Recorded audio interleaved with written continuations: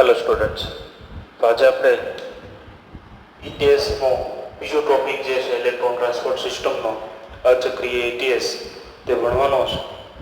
આની પહેલાંના લેક્ચરની અંદર આપણે ચક્રીય ઇટીએસ વિશે વાત કરી, તો હવે આપણને ખ્યાલ આવી ગયો હશે કે ભાઈ ઇલેક્ટ્રોન ટ્રાન્સપોર્ટ સિસ્ટમ છે શું અને ચક્રીય ઇલેક્ટ્રોન ટ્રાન્સપોર્ટ સિસ્ટમ શું છે.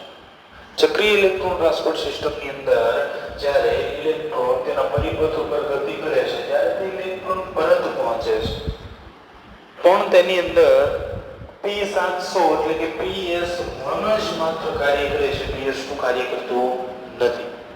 તો અહીંયા ખાસ યાદ રાખી લઈશું આપણે કે અચક્રીય ઇટીએસમાં PS2 અને PS1 બંને પ્રક્રિયાઓ કાર્ય કરતી જોવા મળે. P680 એટલે કે PS2 બરાબર, અને P700 એટલે કે આપણે કહીશું PS1. Photo system 1 photo system 1 હોય તો તેનું લાઇટ હાર્વેસ્ટિંગ કોમ્પ્લેક્સ ને આપણે કહીશું લાઇટ હાર્વેસ્ટિંગ કોમ્પ્લેક્સ નંબર 1. અને જ્યારે અહીંયા PS2 ની પ્રક્રિયા છે તો ત્યાં આપણે કહીશું light harvesting complex number 2. Okay, તો આગળ હવે અહીંયા ચર્ચા કરીએ તો ઝેડ સ્ક્રીનિંગ પદ્ધતિ પણ અહીંયા કહેવામાં આવે છે, કારણ કે આ જે આખી પ્રક્રિયા થઈ અહીંયાથી અહીંયા આવી રીતે, તો આખી એક જે છે તે કેવો આકાર બનાવે છે? ઝેડ આકાર. તો તેને ઝેડ પદ્ધતિ પણ આપણે કહી શકીએ. ઓકે, તો અહીંયા મુખ્ય તફાવત કે જે ચક્રીય ઇટીએસ અને અચક્રીય ઇટીએસમાં જોવા મળતો હોય તો તે અહીંયા PS2 અને PS1 બંને પ્રક્રિયા કાર્ય કરે છે, જ્યારે ચક્રીય ઇલેક્ટ્રોન ટ્રાન્સપોર્ટ સિસ્ટમમાં માત્ર કઈ પ્રક્રિયા કાર્ય કરતી હતી? માત્ર કઈ પ્રક્રિયા કાર્ય કરે છે? PS1 ની પ્રક્રિયા જ કાર્ય કરે છે. ઓકે, તો અહીંયા એના રંજક દ્રવ્યો વિશે વાત કરીએ તો કેટલા પ્રકારના રંજક દ્રવ્યો અચક્રીય ઇટીએસ ની અંદર જોવા મળશે. તો તેની અંદર પહેલો રંજક દ્રવ્ય ક્લોરોફિલ A કે જે 680 નેનોમીટરની લાઇટનું એબ્ઝોર્પ્શન કરે. બીજો રંજક દ્રવ્ય ક્લોરોફિલ A કે જે 673 નેનોમીટરની લાઇટનું એબ્ઝોર્પ્શન કરશે. ક્લોરોફિલ A 690 નેનોમીટરની લાઇટનું એબ્ઝોર્પ્શન કરે. ક્લોરોફિલનો બીજો પ્રકાર ક્લોરોફિલ B, ક્લોરોફિલનો ત્રીજો પ્રકાર ક્લોરોફિલ C અને ક્લોરોફિલનો ચોથો પ્રકાર ક્લોરોફિલ D. આટલા ક્લોરોફિલના પ્રકાર હાજર હોય છે અને કેરોટીનોઇડ્સ હાજર હશે. ફાઇકોબિલિન પણ અહીંયા હાજર જોવા મળશે. ફાઇકોબિલિન માત્ર આ ખાસ છે આપણા માટે. ફાઇકોબિલિન માત્ર ને માત્ર PS2 ની પ્રક્રિયામાં જ હાજર જોવા મળે, અધરવાઇઝ ફાઇકોબિલિન કોઈ દિવસ હાજર હોતું નથી. ઓકે, તો આ થઈ ગઈ આપણા ઇન્સ્ટોન્ટ રંજક દ્રવ્યોની વાત. આ રંજક દ્રવ્યો આપણે યાદ રાખી લઈશું, બરાબર. હવે અહીંયા આગળ આપણા ઇલેક્ટ્રોન ટ્રાન્સપોર્ટ સિસ્ટમ જે છે પ્રક્રિયા જે છે તેની અંદર થોડી ચર્ચાઓ કરું તો અહીંયા ઇલેક્ટ્રોન ટ્રાન્સપોર્ટ સિસ્ટમમાં PS2 થી પ્રક્રિયા છે તેની શરૂઆત થાય છે, બરાબર. PS2 માંથી એટલે કે P680 માંથી ઇલેક્ટ્રોન ગતિ કરશે અને PS1 ને પ્રદાન કરશે. PS1 ને પ્રદાન કરવું એટલે કે P700 પ્રક્રિયા કેન્દ્રમાં પ્રદાન કરે છે. અને અહીંયા આપણે બધાને ખ્યાલ છે એ રીતે આગામી લેક્ચરમાં આપણે જોઈ ગયા કે PS1 ની અંદર ઇલેક્ટ્રોન પ્રદાન કરવાનો સમય આવે અથવા તો પરત પહોંચાડવાનો સમય આવે ત્યારે ત્યાં કોણ કાર્ય કરતો હોય? પ્લાસ્ટોસાઇન. જે આપણે ચક્રીય પ્રક્રિયામાં પણ જોઈ ગયા કે જ્યારે ઇલેક્ટ્રોન ગતિ કરીને પ્રક્રિયા કેન્દ્રમાં પરત ફરે છે ત્યારે અહીંયા કોણ પરત પહોંચાડવા માટે જવાબદાર છે? તો કે પ્લાસ્ટોસાઇન. ઓકે, તો નેક્સ્ટ તેની અંદર ચર્ચા કરીએ તો અહીંયા મહત્તમ પ્રકાશ સંશ્લેષણની અંદર પ્રકાશ પ્રક્રિયામાં મહત્તમ ચક્રીય ઇટીએસ ક્યારે જોવા મળે? કે જ્યારે 680 નેનોમીટરની લાઇટ છે તે આપાત થતી હોય. એટલે 680 નેનોમીટરની લાઇટ જ્યારે આપાત થશે ત્યારે અચક્રીય ઇટીએસ જે છે તે વધારેમાં વધારે મેક્સિમમ પ્રમાણમાં અહીંયા સક્રિય જોવા મળશે અથવા તો સક્રિય થશે, બરાબર. તો જ્યારે અહીંયા લાઇટ આપાત કરવામાં આવે એટલે કે ફોટોન આપાત કરવામાં આવે તે ફોટોન સૂર્ય ઊર્જાનું અહીંયા વિદ્યુત ઊર્જાની અંદર આ ક્વોન્ટા ઝોન જે હશે બરાબર એના સહાયક અંજક દ્રવ્યો હશે તે કન્વર્ટ કરી દેશે એટલે અહીંયા ઇલેક્ટ્રોન જે છે તે તેના હાયર સ્ટેટમાં આવશે અને તે અહીંયાથી મુક્ત થશે અહીંયા ખાસ પ્રક્રિયા સમજી લેજો કે P680 માંથી થિયોફાઇટિન પ્રાથમિક ઇલેક્ટ્રોન ગ્રાહી છે થિયોફાઇટિન અહીંયા પ્રાથમિક ઇલેક્ટ્રોન ગ્રાહી તરીકે વર્તે છે ઓકે તો અહીંયા થિયોફાઇટિન છે તે પ્રાથમિક ઇલેક્ટ્રોન ગ્રાહી તરીકે વર્તે છે એમ છેલ્લો ઇલેક્ટ્રોન ગ્રાહી તરીકે NAD+ છે છેલ્લો ઇલેક્ટ્રોન ગ્રાહી તરીકે NAD+ છે પણ એ મેં પ્રક્રિયા તમને થાઇલેકોઇડની બહાર બતાડી છે આ જે છે આપણું થાઇલેકોઇડ છે આ બહારનું મેમ્બ્રેન આ અંદરનું મેમ્બ્રેન અને લ્યુમેન બરાબર તો અહીંયા થાઇલેકોઇડની બહાર આ પ્રક્રિયા દર્શાવી છે એટલે કે ઇલેક્ટ્રોન થાઇલેકોઇડની બહાર આપવામાં આવે છે તો થાઇલેકોઇડમાં જે પ્રક્રિયા પૂર્ણ થઈ અને લાસ્ટમાં થાઇલેકોઇડની અંદર ઇલેક્ટ્રોન ગ્રાહી કોણ પેરાડોક્સિન અને એવું પૂછવામાં આવે કે થાઇલેકોઇડની બહાર આધારકના ભાગની અંદર ઇલેક્ટ્રોનને કોણ પ્રદાન કરશે તો તેની અંદર કોણ આવશે પેરાડોક્સિન બરાબર ઇલેક્ટ્રોન અહીંયા જ્યારે ચક્રીય એટીએસ બનતા હતા ત્યારની વાત કરું ચક્રીય એટીએસની અંદર ઇલેક્ટ્રોન પ્રક્રિયાનો પરિપથ પૂર્ણ કરીને પ્રક્રિયા કેન્દ્રમાં પરત પહોંચતો હતો અહીંયા ઇલેક્ટ્રોન વચ્ચે પ્રક્રિયામાં ક્યાંય વપરાઈ જતો નથી પણ તે પ્રક્રિયા કેન્દ્રમાં પાછો પહોંચશે નહીં ક્યાં વપરાશે છેલ્લે અંતમાં NAD ને ગ્રહણ કરશે અને NADH2 નું નિર્માણ કરશે ચાર ઇલેક્ટ્રોન છે એટલે ચાર ઇલેક્ટ્રોન એની પાસે આવે NAD+ પાસે તો એની પાસે બે ઇલેક્ટ્રોન લેવાની ક્ષમતા હોય તો અહીંયા કેટલા NAD છે તે ચાર ઇલેક્ટ્રોનની ગ્રહણ કરે છે તો કે બે NAD કેટલા હાઇડ્રોજન અહીંયા જે છે તે જોડાઈ જશે બે NAD સાથે ચાર હાઇડ્રોજન તો અહીંયા બે NADH2 જે છે તેનું નિર્માણ થાય છે બીજી મુખ્ય વસ્તુ કે જ્યારે અચક્રીય એટીએસ ચાલે છે ત્યારે ત્યાં મુખ્યત્વે પરિપથમાં એક જ જગ્યાએ ફોસ્ફોરાયલેશનની પ્રક્રિયા જોવા મળે આ જે પ્રક્રિયા છે તેને ફોટોફોસ્ફોરાયલેશન કહેવાય અને અહીંયા જે પ્રક્રિયા થાય છે તેને ફોસ્ફોરાયલેશન કહેવાય બંનેની અંદર ATP નું નિર્માણ થાય છે બરાબર હવે અહીંયા આગળ જોઈએ તો તેની અંદર PS2 માંથી બહાર નીકળેલો ઇલેક્ટ્રોન પ્રક્રિયા કેન્દ્રમાં ક્યારેય પરત પહોંચતો નથી અંતે તે ક્યાં વપરાઈ જાય છે NAD તેને યુટિલાઇઝ કરે છે અને NADH2 ની અંદર તે કન્વર્ટ થાય છે હવે અહીંયા તે પ્રક્રિયા કેન્દ્રમાં પરત નથી પહોંચતો તો તે ઇલેક્ટ્રોનની અહીંયા જગ્યા ખાલી પડે છે નવો ઇલેક્ટ્રોન ક્યાંથી આવશે બરાબર નવો ઇલેક્ટ્રોન ને લાઇટના એબ્ઝોર્પ્શનમાંથી મળતો નથી લાઇટના એબ્ઝોર્પ્શનમાંથી ઊર્જા મળે છે કે જેનાથી તે ઇલેક્ટ્રોન હાયર એનર્જી સ્ટેટમાં દાખલ થાય અને તે પરિપથની અંદર ગતિ કરવા માંડે તો અહીંયા જ્યારે ઇલેક્ટ્રોનની ઉણપ સર્જાય હવે આ ઇલેક્ટ્રોન ગતિ કરીને આ માર્ગે બહાર નીકળી ગયો NAD તેને લઈ લીધો NADH2 બની ગયું ધેટ્સ ઓલ એક પરિપથ પૂર્ણ થઈ ગયો પણ હવે આ પરિપથમાં નવો ઇલેક્ટ્રોન ક્યાંથી આવશે તો આ પરિપથની અંદર નવો ઇલેક્ટ્રોન પાણીના જળ વિભાજનથી પૂર્ણ થાય છે જે આગામી લેક્ચરની અંદર આપણે જોઈ ગયા કે ભાઈ એક H2O ની અંદરથી જળ વિભાજન થયું 1/2 O2 નો મોલેક્યુલ રિલીઝ થયો બે ઇલેક્ટ્રોન રિલીઝ થયા અને સાથે સાથે ત્યાં અન્ય પેદાશો પણ મળે પણ તો ત્યાં એક H2O નો મોલેક્યુલ હતો તો બે ઇલેક્ટ્રોન મુક્ત થતા હતા તો ચાર ઇલેક્ટ્રોનની આપણે જરૂરિયાત છે તો આપણે અહીંયા ચાર H2O થી શરૂઆત કરશું અને બે H2O અહીંયા આપણને પરત મળી જશે એટલે યુઝ કેટલા થયા H2O બે H2O તો તે બે H2O માંથી કેટલા ઇલેક્ટ્રોન મળ્યા આપણને ચાર ઇલેક્ટ્રોન મળે છે જો આ પ્રક્રિયા છે તે આપણે આગળ ભણી ગયેલા છીએ 4 H2O માંથી 4 ઇલેક્ટ્રોન 4 હાઇડ્રોજન પ્લસ અને 2 H2O અને એક આખો O2 નો મોલેક્યુલ મળે છે તે O2 નો મોલેક્યુલ માત્ર અહીંયા પ્રકાશ સંશ્લેષણની વાસ્તવિક નિપજ છે ખાસ યાદ રાખજો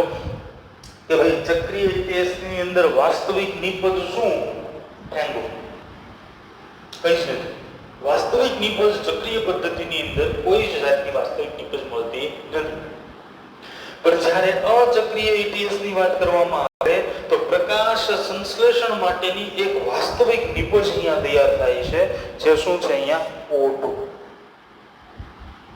બરાબર હવે અહીંયા આ જે 4 ઇલેક્ટ્રોન મુક્ત થયા છે તે 4 ઇલેક્ટ્રોન PS2 ને આપવામાં આવશે અને PS2 પાસે તે 4 ઇલેક્ટ્રોન આવી ગયા પ્રક્રિયા કેન્દ્રમાં આવી ગયા લાઇટ આપવાથી થઈ ઉર્જાનું શોષણ થયું કે 4 ઇલેક્ટ્રોન ફરીથી હાઈ એનર્જી સ્ટેટમાં આવ્યા અને ફરીથી આ સાયકલ છે તે ચાલી ગઈ બરાબર તો અહીંયા આ જે પાણીનું જળ વિભાજન છે તે માત્ર ને માત્ર આપણને PS2 ની પ્રક્રિયા દ્વારા જોવા મળે PS1 દ્વારા જોવા મળે એટલે કે માત્ર ને માત્ર અચક્રીય ETS દ્વારા જ જોવા મળે ચક્રીય ETSમાં જોવા મળતી નથી શું કામ કારણ શું તેનું આપણને ખ્યાલ છે કે જ્યારે ચક્રીય ETS હોય ત્યારે તે ઇલેક્ટ્રોન પ્રક્રિયા કેન્દ્રમાં પરત પહોંચે છે ઓકે તો નેક્સ્ટ તેની અંદર પાણીનું જળ વિભાજન થઈ ગયા બાદ તેની અંદર આગળ છે ચક્રીય તો માત્ર વાસ્તવિક નિપજ તરીકે અહીંયા O2 છે તે મળશે અચક્રીય ETS દરમિયાન લગભગ 1 ATP અને 2 NADH2 એ તો આપણને અહીંયા ખ્યાલ જ છે કે ભાઈ અચક્રીય ETS દરમિયાન માત્ર 1 ATP અને 2 NADH2 છે તે મળે છે ઓકે તો અહીંયા આખી પ્રક્રિયા છે તે એક વખત જોઈ લઈએ પહેલા લાઇટ જે છે તે આપાત થઈ બરાબર PS2 ની પ્રક્રિયા છે તે ઇનિશિયેટ થઈ ચાલુ થઈ અચક્રીય પ્રક્રિયામાં પ્રથમ પ્રક્રિયા કઈ PS2 ની પ્રક્રિયા તો ત્યાં P680 દ્વારા ઇલેક્ટ્રોન છે તે મુક્ત કરવામાં આવ્યો પ્રથમ ઇલેક્ટ્રોન ગ્રાહી તરીકે રહેલો ફિયોફાઇટિન તે 4 ઇલેક્ટ્રોનને ગ્રહણ કરે છે તે 4 ઇલેક્ટ્રોન આગળ ક્વિનોનને આપવામાં આવે છે Q = ક્વિનોન બરાબર તો અહીંયા કોને આપવામાં આવશે ક્વિનોનને આપવામાં આવશે અને તે ક્વિનોન 4 ઇલેક્ટ્રોન આગળ પ્લાસ્ટોક્વિનોનને આપશે તો પ્લાસ્ટોક્વિનોનનું વન અનધર કાર્ય એક હજી એક કાર્ય છે કે તે પ્લાસ્ટોક્વિનોન અહીંયાથી હાઇડ્રોજનને લેશે અને તે લ્યુમેનના ભાગમાં તે હાઇડ્રોજનને મુક્ત કરશે બરાબર પમ્પિંગ ઓફ હાઇડ્રોજન આધારકના ભાગમાંથી લ્યુમેનના ભાગ ઓકે હવે અહીંયા પ્લાસ્ટોક્વિનોને ઇલેક્ટ્રોનને આગળ આપાત કરી દીધા એટલે કે સાઇટોક્રોમ B6 પાસે પહોંચી ગયો સાઇટોક્રોમ B6 થી લઈને સાઇટોક્રોમ F સુધી જ્યારે પ્રક્રિયા થાય ત્યારે એક ફોસ્ફોરાયલેશનની પ્રક્રિયા થાય એટલે કે ADP ઇનઓર્ગેનિક ફોસ્ફેટ જોડાય એટલે એક ATP નો મોલેક્યુલ છે તે અહીંયા ઉત્પન્ન થાય સાઇટોક્રોમ F પાસેથી હવે પ્રક્રિયા કેન્દ્ર B700 માં ઇલેક્ટ્રોન દાખલ થવાનો હોય ત્યારે તે સાઇટોક્રોમ F કોને ઇલેક્ટ્રોન આપી દેશે 4 પ્લાસ્ટોસાયનિનને અચક્રીય પદ્ધતિની અંદર પણ પ્લાસ્ટોસાયનિન જ માત્ર એવું એક પ્રોટીન છે કે જે આગળ PS1 ની પ્રક્રિયામાં ઇલેક્ટ્રોનને પ્રદાન કરી શકે ઓકે તો અહીંયા P700 માં ઇલેક્ટ્રોન આવી ગયો લોઅર એનર્જી સ્ટેટમાં આવી ગયો છે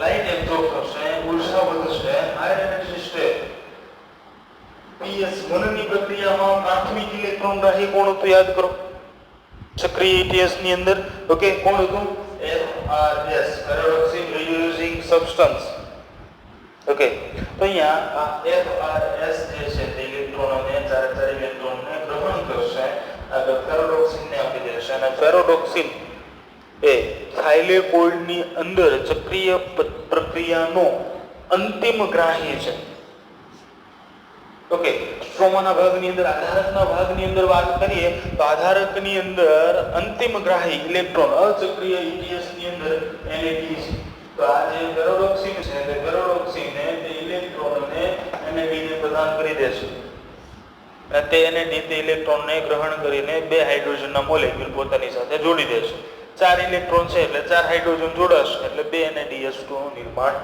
થઈ જશે ઓકે તો અહીંયા આખી ચક્રીય પ્રક્રિયા તો આપણે જોઈ લીધી ઇલેક્ટ્રોન વપરાઈ ગયા નવા ઇલેક્ટ્રોનનું ઉમેરણ છે તે પાણીના જળ વિભાજન દ્વારા થયું કે તે જળ વિભાજન છે તે 4H2O નું થાય, 2H2O પરત મળે, 2H2O વપરાય જાય, તો અહીંયા 4 ઇલેક્ટ્રોન જે મુક્ત થાય છે તે ફરી વખત B680 માં દાખલ થાય, ફરી વખત લાઇટ એબ્સોર્બ થાય અને આખી ચક્રીય પ્રક્રિયા છે તે ફરી વખત ઇનિશિયેટ થાય, શરૂ થાય. ઓકે, તો અંધકાર પ્રક્રિયાની અંદર આ થઈ ગઈ પ્રકાશ પ્રક્રિયાની વાત. પ્રકાશ પ્રક્રિયાની અંદર ચક્રીય અચક્રીય કેસની વાત.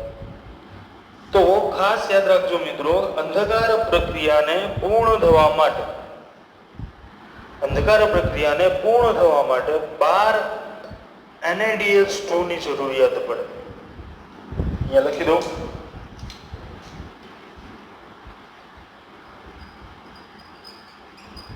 અંધકાર પ્રક્રિયાને પૂર્ણ થવા માટે કઈ કઈ વસ્તુની જરૂરિયાત પડશે? તો કે 12 NaDH2 અને 18 ATP. તો આવો ક્વેશ્ચન પૂછાય કે એક અંધકાર પ્રક્રિયાને પૂર્ણ થવા માટે કેટલી ઉર્જાની જરૂરિયાત પડે? તો કે 12 NaDH2 અને 18 ATP ની જરૂરિયાત પડે. બરાબર. તો અહીંયા તે પ્રક્રિયાને પૂર્ણ થવા માટે અંધકાર પ્રક્રિયા છે તે સંપૂર્ણપણે કોની ઉપર આધાર રાખે છે? તો કે પ્રકાશ પ્રક્રિયા ઉપર. પ્રકાશ પ્રક્રિયામાં કઈ કઈ બે પ્રક્રિયા? ચક્રીય ATS અને અચક્રીય ATS. તો ચક્રીય ATS અને અચક્રીય ATS ઉપર અંધકાર પ્રક્રિયા આધાર રાખે છે. કેવો આધાર રાખે છે? ઉર્જા માટે. જે અંધકાર પ્રક્રિયા પૂર્ણ કરવાની છે એની અંદર ઉર્જાની જરૂરિયાત પડે છે ગ્લુકોઝનું નિર્માણ કરવા માટે. તો તે ઉર્જા ક્યાંથી આવે છે? પ્રકાશ પ્રક્રિયા તે ઉર્જાને પૂર્ણ કરે છે. બરાબર. તો પ્રકાશ પ્રક્રિયાની અંદર અચક્રીય ATS અને ચક્રીય ATS કેટલી વખત થાય તો અહીંયા અંધકાર પ્રક્રિયા છે તે પરિપૂર્ણ થાય. એટલે કે તેની અંદર 12 NaDH2 એને મળી રહે અને 18 ATP તેને મળી રહે. તો ખાસ મિત્રો અહીંયા નોટ ડાઉન કરજો કે અચક્રીય ATS અને ચક્રીય ATS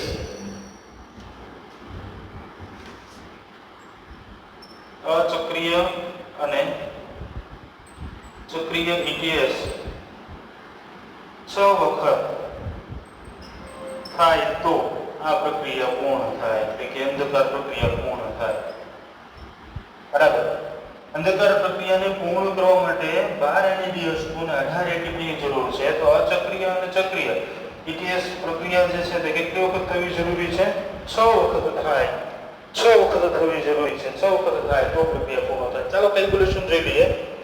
તો આ પ્રક્રિયા એટલે કે અચક્રીય ATS ની અંદર 6 વખત પ્રક્રિયા થશે તો કેટલી નિપજ મળશે? બરાબર. આની અંદર કેટલી નિપજ મળે છે? તો કે 6 વખત થાય તો અહીંયા NaDH2 એક વખતે કેટલા ઉત્પન્ન થાય છે? 2 NaDH2. તો 6 વખત થશે એટલે કેટલા NaDH2 ઉત્પન્ન થઈ જશે? 12 NaDH2. બરાબર. કેટલા ATP ઉત્પન્ન થાય છે? તો આપણને ખ્યાલ છે કે ભાઈ અહીંયા એક જગ્યાએ ફોસ્ફોરાયલેશનની પ્રક્રિયા થાય અને ATP ઉત્પન્ન થાય. આ જે પ્રક્રિયા છે ને કેમી ઓસ્મોટિક સિદ્ધાંત છે તે આપણી અચક્રીય ATS કે ચક્રીય ATS નો ભાગ નથી એકચ્યુઅલી. બરાબર. આ એક જે છે તે આખી કેમી ઓસ્મોટિક સિદ્ધાંતની થિયરી છે. એ બાદમાં ભણવાની છે. બરાબર. તો એની ચર્ચા નહીં કરીએ આપણે. ત્યાં જે ATP ઉત્પન્ન થાય છે તે કેલ્ક્યુલેટ નહીં કરીએ. માત્ર ચક્રીય પ્રક્રિયાઓમાં જ કેટલા ATP ઉત્પન્ન થાય છે, પરિપથમાં જ માત્ર કેટલા ATP ઉત્પન્ન થાય છે તે કેલ્ક્યુલેશન કરવાનું છે. તો અહીંયા અચક્રીય ATS ની અંદર NaDH2 6 વખત આ પ્રક્રિયા થાય એટલે કેટલા NaDH2 ઉત્પન્ન થાય? 12 NaDH2. એક ATP એક ચક્રીય પ્રક્રિયામાં ઉત્પન્ન થાય તો અહીંયા 6 વખત પ્રક્રિયા થશે તો કેટલા ATP ઉત્પન્ન થશે? 6 ATP. બરાબર. અચક્રીય પદ્ધતિની વાત થઈ ગઈ. કોની વાત કરીએ આપણે? અચક્રીય ETS.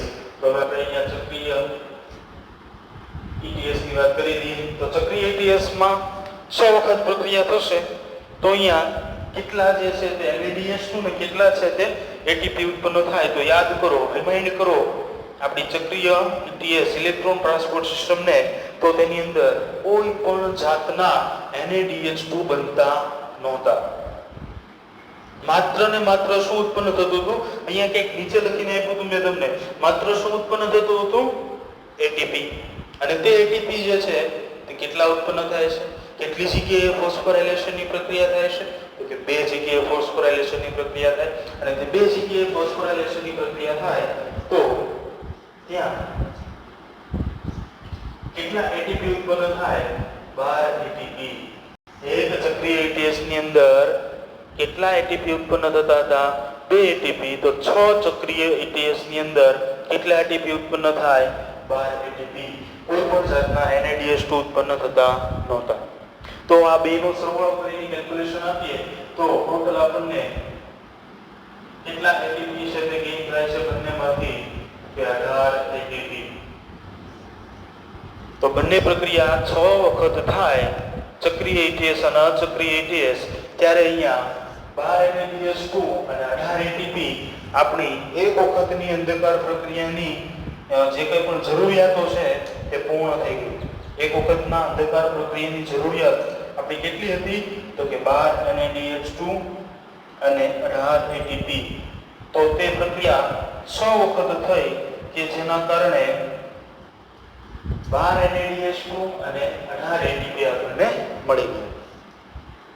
ઓકે, તો અહીંયા હવે ક્વેશ્ચન પૂછું તમને તો અચક્રીય ATS ની અંદર પ્રાથમિક ઇલેક્ટ્રોનગ્રાહી તરીકે તમે કોને ગણશો ભાઈ?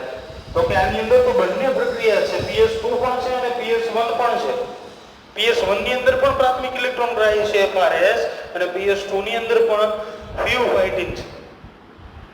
તો અહીંયા ખાસ યાદ રાખવાનું મિત્રો કે જ્યાંથી પ્રક્રિયા શરૂઆત થાય ત્યાંથી પ્રથમ ઇલેક્ટ્રોનગ્રાહી ગણવાનો, કારણ કે આ છે તે દ્વિતીય ઇલેક્ટ્રોનગ્રાહી તરીકે ગણવામાં આવે છે. બરાબર. તો અહીંયા અચક્રીય ATS ની અંદર પ્રથમ ઇલેક્ટ્રોનગ્રાહી થિયોફાઇટિન, સેકન્ડ દ્વિતીય ઇલેક્ટ્રોનગ્રાહી FRS, કારણ કે અહીંયા પ્રથમ વખત PS2 થાય છે અને પછી PS1 ની પ્રક્રિયા થાય છે. IMCQs. ઓકે, તો અહીંયા એવું પૂછવામાં આવે કે અંતિમ ઇલેક્ટ્રોનગ્રાહી કોણ? તો કે NAD+. IMCQs. કેટલી જગ્યાએ ફોસ્ફોરાયલેશનની પ્રક્રિયા થાય? ફોસ્ફોરાયલેશન પૂછ્યું છે. ફોટોફોસ્ફોરાયલેશન કેમિઓસ્મોટિક સિદ્ધાંત અહીંયા લાવવાનો નથી. આ છે કેમિઓસ્મોટિક સિદ્ધાંત છે જે આપણે આગામી લેક્ચરમાં ભણી ગયા, અહીંયા ચર્ચા નહીં કરું. બરાબર. અહીંયા કેટલી જગ્યાએ ફોસ્ફોરાયલેશનની પ્રક્રિયા થાય? એક જગ્યાએ. કયા સ્થાન ઉપર થાય? તો કે સાઇટોક્રોમ B6 થી સાઇટોક્રોમ F સુધીના સ્થાન ઉપર થતી જોવા મળે. ઓકે, પાણીના જળ વિભાજનની પ્રક્રિયા કયા સ્થાન ઉપર જોવા મળે? તો કે લ્યુમેનના ભાગમાં. પાણીનું જળ વિભાજન કોની માટે જરૂરી છે? તો કે PS2 ની પ્રક્રિયા માટે. પાણીનું જળ વિભાજન અચક્રીય પ્રક્રિયામાં શું કામ જરૂરી છે? તો કે ઇલેક્ટ્રોન પ્રક્રિયા કેન્દ્રમાં પરત ફરતો નથી. આવા ઘણા બધા MCQ જે છે તે અહીંયા નીકળી શકે છે, બની શકે છે. બરાબર. તો અહીંયા કેમિઓસ્મોટિક સિદ્ધાંત છે તેની ચર્ચા આજે છે કેમિઓસ્મોટિક સિદ્ધાંતની અંદર ભણી લઈશું. અહીંયા માત્ર સામાન્ય એક ચર્ચા કરી દઉં. જો લ્યુમેનના ભાગની અંદર પાણીના જળ વિભાજનના કારણે હાઇડ્રોજનનું પ્રમાણ વધે, બરાબર, એના કારણે અહીંયા પ્રોટોન મોટિવ ફોર્સ છે તે સર્જાય. આ પ્રોટોન મોટિવ ફોર્સના કારણે હાઇડ્રોજન જે છે તે અંદરથી બહારની તરફ પ્રેશર કરે. CF0 માધ્યમથી 3H+ જે છે તે દાખલ થાય. સ્ટોપ પ્રોટીન મારફતે તે આગળ વધે. CF1 દ્વારા તે ઉપયોગમાં લેવાય, એટલે કે તે હાઇડ્રોજન પાસે જેટલી એનર્જી હશે તે એનર્જી બધી કોણ લેશે? CF1 કોમ્પ્લેક્સ, એટલે કે એટીપેઝ કોમ્પ્લેક્સ. એટીપેઝ જે છે તે એટીપી સિન્થેટેઝ છે કે જે એટીપી ને સિન્થેસાઇઝ કરશે, એટલે કે ઇનઓર્ગેનિક ફોસ્ફેટ એડીપી ને જોડે અને અહીંયા એટીપી નું નિર્માણ કરશે. બરાબર. ઓકે, તો અહીંયા આટલી વાત થઈ ગઈ. હવે એક અહીંયા O2 ની એક સેજ વાત કરી દો. O2 ને આપણે પ્રકાશ સંશ્લેષણની વાસ્તવિક નિપજ કીધી છે. બરાબર. તો હવે આગામી કોઈ પણ પ્રક્રિયાની અંદર O2 રિલીઝ થવાનો નથી. O2 ક્યાં રિલીઝ થશે? પ્રકાશ પ્રક્રિયાની અચક્રીય ATS દરમિયાન આ જે O2 રિલીઝ થાય છે, બરાબર, આ જે O2 રિલીઝ થાય છે ઓકે, એક અંધકાર પ્રક્રિયા પૂર્ણ થઈ, 12 NADH2 અને ATP મળી ગયા, ATP ઉપયોગીમાં લેવાઈ ગયા એટલે એક ગ્લુકોઝનું નિર્માણ થઈ ગયું. તો પ્રકાશ સંશ્લેષણની પ્રક્રિયામાં એક ગ્લુકોઝનું નિર્માણ થાય ત્યારે સાથે સાથે આ પ્રક્રિયા કેટલી વખત ચાલી? 6 વખત. તો 6 વખત અહીંયાથી શું ઉત્પન્ન થઈ ગયું? ઓક્સિજન. બરાબર. તો હજી સ્ટેપ બાય સ્ટેપ જેમ આપણે લેક્ચર્સ આગળ વધારતા જઈશું, જેમ સ્ટેપ બાય સ્ટેપ તમે સમજતા જશો, એમ બધી જ કડીઓ જે છે તે જોડાતી જશે અને સમજૂતી છે તે પરિપૂર્ણ થઈ જશે. તો નેક્સ્ટ લેક્ચરની અંદર આપણે આગામી જે લેક્ચર્સ જે છે તે આપણે ઇનિશિયેટ કરીશું, જેની અંદર એક તો હું તમને પહેલા કેમિઓસ્મોટિક સિદ્ધાંત વિશે થોડીક ડિટેલમાં ચર્ચા કરીશ કે તે ક્યાં ચાલે છે, કેવી રીતે ચાલે છે, બરાબર. અને એની પછી આપણે ડાર્ક રિએક્શન જોવાની છે, એટલે કે અંધકાર તબક્કો જોવાનો છે. તે અંધકાર તબક્કાની અંદર પ્રથમ આપણે કેલ્વિન ચક્રની શરૂઆત કરશું, બરાબર. તો નેક્સ્ટ લેક્ચર આપણો અંધકાર તબક્કો અને કેમિઓસ્મોટિક